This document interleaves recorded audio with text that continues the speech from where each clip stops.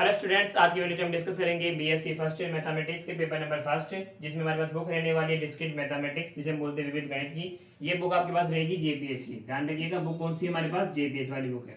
JPH वाली book के अंदर जो हमारे पास पेपर नंबर फर्स्ट है, उसके अंदर यूनिट नंबर फर्स्ट को हम स्टार्ट करने वाले हैं, जिसके अंदर आज हमारा होने वाला लेक्चर नंबर फर्स्ट होने वाला है। तो देखिए स्टूडेंट, यूनिट को स्टार्ट करें उससे पहले हम इसके सिलेबस के बारे में चर्चा करते हैं कि इसके अंदर क्या हम पढ़ने वाले, क्या इसका सिलेबस रहने वाला है। तो देखिए यूनिट नंबर फर्स्ट का जो हमारा सिलेबस है वो क्या होता है। चलिए शुरू करते हैं सिलेबस से।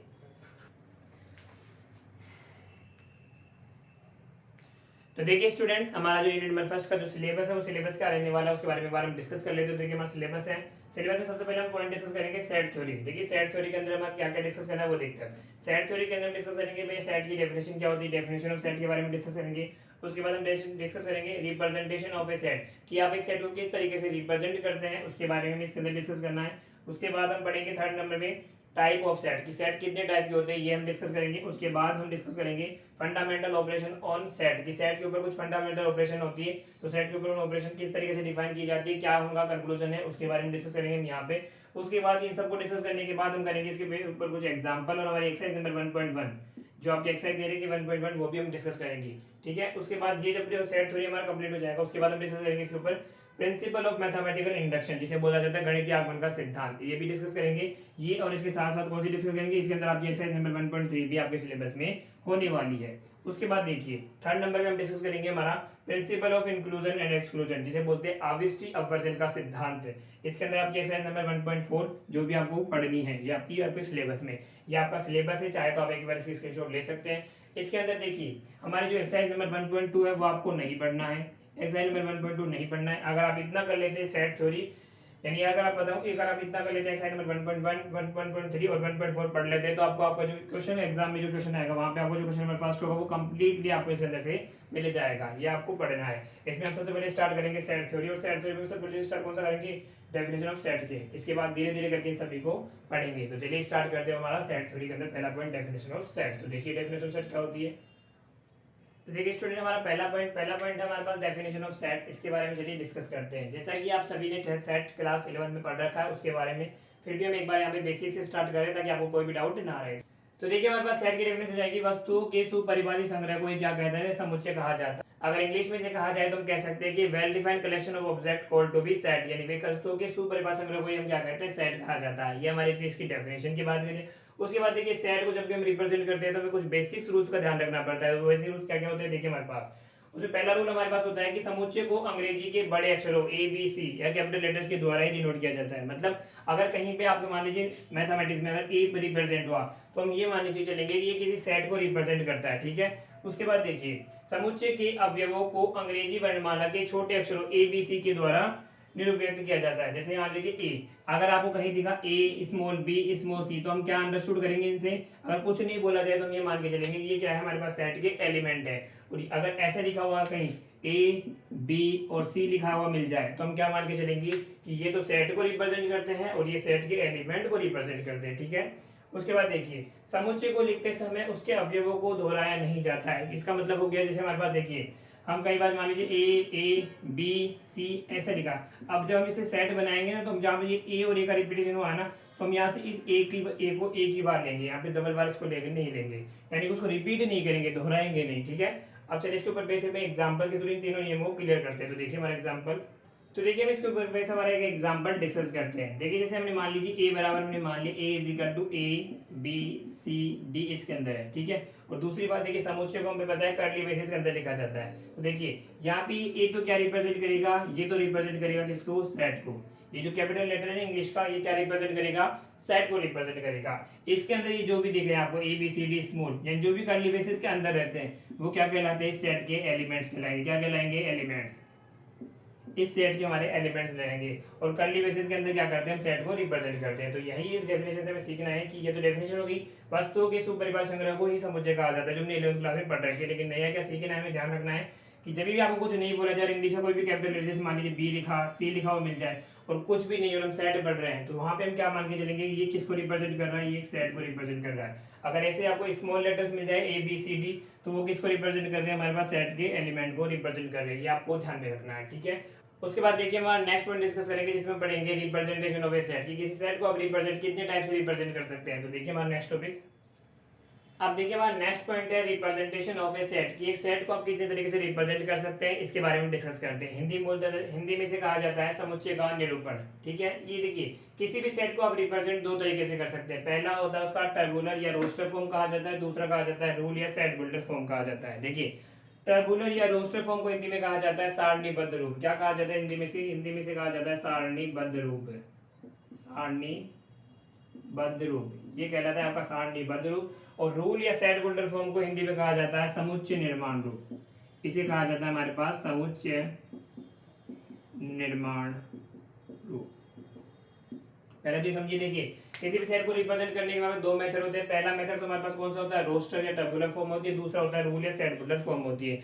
अब इन दोनों की डेफिनेशन में हमें नहीं जाना है, हमें ये ध्यान रखना है यहाँ पे केवल कि रोस्टर टर्बुलर फॉर्म में सेट को किस तरीके से रिप्रेजेंट किया जाता है, और सेट बिल्डर या रूल फॉर्म में सेट को किस तरीके से रिप्रेजेंट किया जाता है। यहाँ पे हमें ये ध्यान रखना है। तो देखिए इसे एक एग्जाम्पल से समझते हैं। देखिए हमने यहाँ पे एक एग्जाम्पल लिया n = 1 2 3 4 डॉट डॉट डॉट।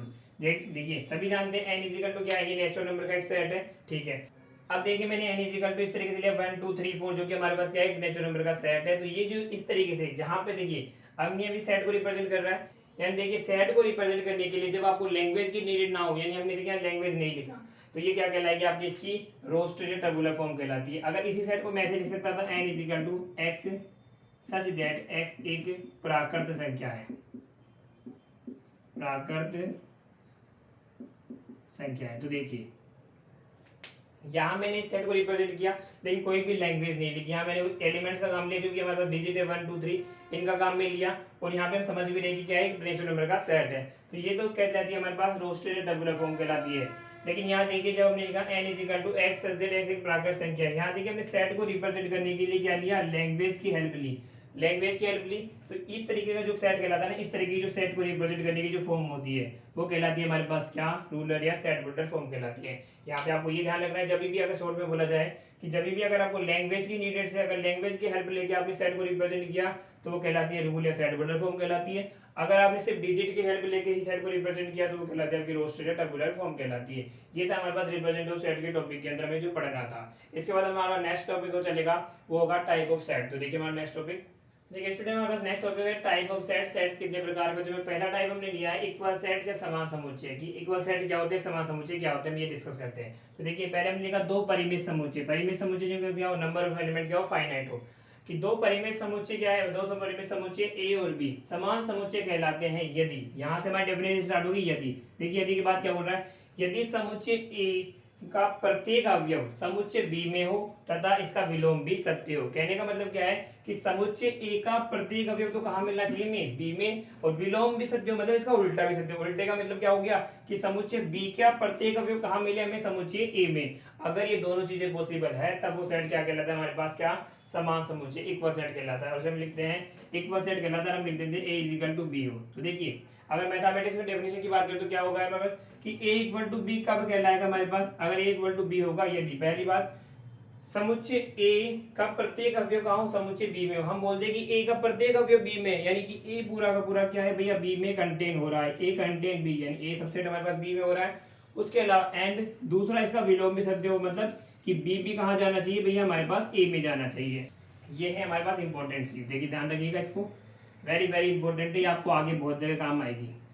देखिए दो समुच्चय समान समुच्चय कब कहलाएंगे, यदि a सबसेट हो जाए b का और b सबसेट हो जाए a का, तब आप क्या कहोगे भैया, a = b है, ये वाला साइन के साथ। इस वाले साइन का मीनिंग क्या होता है, अगर a = b है तब आप इसको ऐसा लिख सकते हैं, और अगर ऐसा है तब आप उसको क्या लिख सकते हैं, a = b रख सकते हैं। ये हमारे पास है समान समुच्चय की डेफिनेशन। अब इसे रिपीट कर देता हूँ एक बार। देखिए दो समुच्चय, दो परिमित समुच्चय a और b समान समुच्चय कहलाते हैं यदि समुच्चय a का प्रत्येक अवयव समुच्चय b में हो, मतलब a पूरा का पूरा कंटेन कर जाए b के अंदर और इसका विलोम भी सत्य होना चाहिए, और इसके अलावा क्या करना चाहिए, b कंटेन कर जाए किसके अंदर, a के अंदर, तब हम क्या बोलते हैं कि a और b हमारे पास इक्वल होता है। जैसे एग्जांपल की बात करें, एक एग्जांपल देखते, देखिए जैसे मान लीजिए a हमारे पास क्या है 1 2 3 और b हमारे पास क्या है, मान लिया मैंने 3 2 1। तो देखिए क्या ये a पूरा पूरा कंटेन कर रहा है b में, बिल्कुल। देखिए a के अंदर क्या है 1 2 3 है, यहाँ पे क्या है 3 2 1 1 2 3 मिल रहा है, यानी हम कह सकते हैं यहाँ पे देखिए a हमारे पास पूरा पूरा कंटेन कर रहा है b में, मतलब a सबसेट है b का।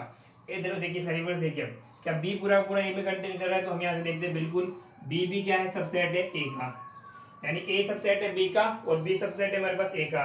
तो हम क्या कह सकते हैं भैया, ये दोनों क्या हो जाएंगे, ए इज इक्वल टू बी, ए और बी क्या हो जाएंगे, इक्वल सेट हो जाएंगे। तो ये था हमारे पास इक्वल सेट का कंसेप्ट है। अब देखिए हमारा नेक्स्ट कंसेप्ट, अब देखिए स्टूडेंट हमारा नेक्स्ट कंसेप्ट है, नेक्स्ट कंसेप्ट हमारे पास है इक्विवेलेंट सेट, जिसे बोला जाता है तुल्य समुच्चय की। तुल्य समुच्चय क्या होता है, तो देखिए हमारे पास तुल्य समुच्चय की डेफिनेशन क्या होगी, दो समुच्चय ए और बी, दो समुच्चय ए और बी तुल्य समुच्चय कहलाते हैं यदि समुच्चय ए तथा बी में, यानी समुच्चय ए और बी में क्या होना चाहिए भैया, अवयवों की संख्या समान हो। क्या मैंने इंपॉर्टेंट, अवयवों की संख्या समान हो। एग्जाम्पल के रूप में देखते हैं हम, देखिए एग्जाम्पल की अगर बात करें, जैसे मान के चलिए ए के अंदर मैंने बोला 1 2 3 4 और बी हमने मान लिया 3 2 1 ई, और यहाँ पे हमने सी को मान एक और सेट ले लिया हमने 1 2 3। तो देखिए तुल्य समुच्चय फाइंड आउट करना है, तो कैसे फाइंड आउट करेंगे, देखिए ए हमारे पास क्या है 1 2 3, ये बोलता है कि नंबर ऑफ एलिमेंट है, नंबर ऑफ एलिमेंट अवयवों की संख्या दोनों में समान होनी चाहिए अगर आप जिनको तुल्य ध्यान दें। इसके अंदर कितने एलिमेंट देखिए मैं 1 2 3 4, यानी इसके अंदर हमारे पास अवयवों की संख्या कितनी है 4। इसी तरीके इसके अंदर अवयवों की संख्या कितनी है हमारे पास 4 है, इसके अंदर अवयवों की संख्या कितनी है हमारे पास 3 है। तो देखिए इनमें बताइए तुल्य समुच्चय कौन सा होगा, क्या ए और बी तुल्य समुच्चय होंगे, बिल्कुल होंगे। क्यों, क्योंकि दोनों के अंदर क्या है, अवयवों की संख्या समान है। तो अगर तुल्य समुच्चय आपको चेक करना है तो आपको क्या करना पड़ेगा, दो समुच्चय तुल्य समुच्चय कहलाते हैं यदि अगर नंबर ऑफ एलिमेंट ए के अंदर नंबर ऑफ एलिमेंट बराबर होनी चाहिए नंबर ऑफ एलिमेंट बी के अंदर। अगर ए के अंदर अवयव संख्या बराबर हो और बी के अंदर संख्या बराबर हो तो क्या कहलाएंगे, वो दोनों समुच्चय तुल्य समुच्चय कहलाएंगे। ये हमारे तुल्य समुच्चय की डेफिनेशन है। अब इसके बाद देखिए, अब इसके बाद देखिए स्टूडेंट एक इंपॉर्टेंट नोट आपको ध्यान में रखना है, वो क्या, ये देखिए अभी हमने पढ़ा, एक तो हमने पढ़ा समान समुच्चय, समान समुच्चय, और एक हमने क्या पढ़ा, तुल्य समुच्चय। देखिए समान समुच्चय में हमने क्या पढ़ा था, देखिए समान समुच्चय में मैं डेफिनेशन नहीं लिखूंगा, यहाँ पे जो कंक्लूजन लिखा वही लिखेंगे कि ए सबसेट होना चाहिए बी का, एंड अगर बी सबसेट है ए का, तब हमने क्या बोला था भैया वहां पे ए इक्वल्स टू बी, ए बराबर बी होता है। और यहाँ हमने क्या कंडीशन पढ़ी कि भाई सेट ए के अंदर अगर नंबर ऑफ एलिमेंट के बराबर है सेट बी के अंदर, तो वो क्या कहलाएंगे भैया, तुल्य समुच्चय कहलाएंगे। अब यहाँ से देखिए हम ये कह सकते हैं कि हर एक समान समुच्चय तुल्य समुच्चय होता है, क्योंकि देखिए अगर ए बी के बराबर है तो ऑफकोर्सली ए में नंबर ऑफ एलिमेंट बराबर होगा नंबर ऑफ बी में।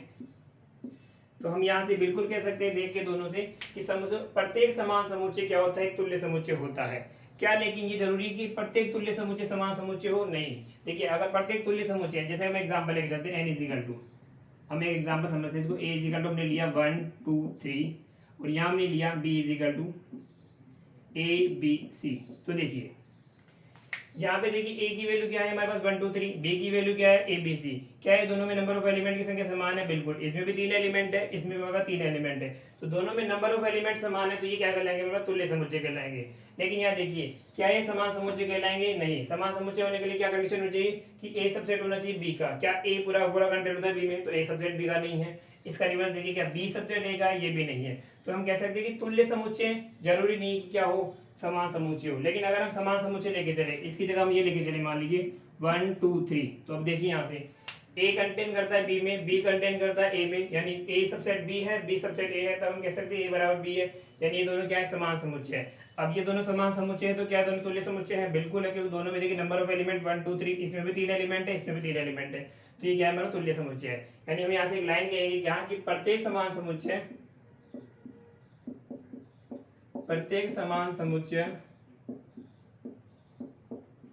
तुल्य समुच्चय होता है, समुच्चय होता है।